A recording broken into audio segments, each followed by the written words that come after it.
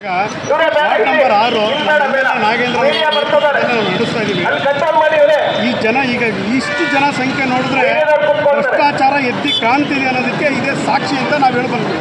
ಯಾಕೆ ಇಷ್ಟು ಜನ ಬರಬೇಕು ಯಾರು ದುಡ್ಡು ಬಂದಿಲ್ಲ, ವೈಯಕ್ತಿಕವಾಗಿ ಪ್ರಾಮಾಣಿಕ ಬಂದಿದ್ದೀವಿ.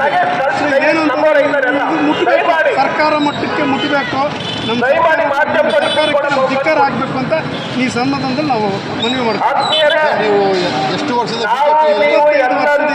ಬಿಜೆಪಿ ಕಾರ್ಯಕರ್ತನಾಗಿ ವಾರ್ಡ್ ನಂಬರ್ 6 ಕೆಲಸ ಮಾಡಿದ್ದೀನಿ. ನನ್ನ ಸ್ವಂತ ಮನೆ ವಾರ್ಡ್ ನಂಬರ್ 6 ಇದೆ. ನಾನು ಒಬ್ಬ ಬಿಜೆಪಿ ಕ್ಯಾಂಡಿಡೇಟು, ಆಕಾಂಕ್ಷಿ. ಒಂದ್ಸಲಿ ನಿಂತು ಸೋತಿದ್ದೀನಿ. ಈ ಸಲ ನಾವು ಪ್ರಯತ್ನ ಮಾಡ್ತಿದ್ದೀವಿ.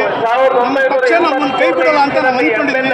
ಅದರಲ್ಲೂ ನಮ್ಮ ನಾಗೇಂದ್ರ ನಮ್ಮನ್ನು ಕೈ ಬಿಡೋಲ್ಲ ಅಂತ ಅಂದ್ಕೊಂಡಿದ್ದೀವಿ. ಮಿಕ್ಕಿದ ದೇವರಿಚ್ಛೆ, ಪ್ರಾಮಾಣಿಕ ಕಾರ್ಯಕರ್ತರು ಅಂತ ನಾವು ಎದೆ ತಟ್ಟಿ ಎಲ್ಲೂ ಚಂದ ಉಸ್ಲಿ ಮಾಡೋದಾಗ್ಲಿ, ಜನ ಕರ್ಕೊಂಡ್ಬರ್ತೀವಿ ಅಂತ ದುಡ್ಡು ಕಾಣಿಸ್ಕೊಂಡಿಲ್ಲ. ಇವತ್ತರೆಗೂ ನಮ್ಮ MLA ಹತ್ರ ನಾವು ಕೈ ಚಾಚಿಲ್ಲ.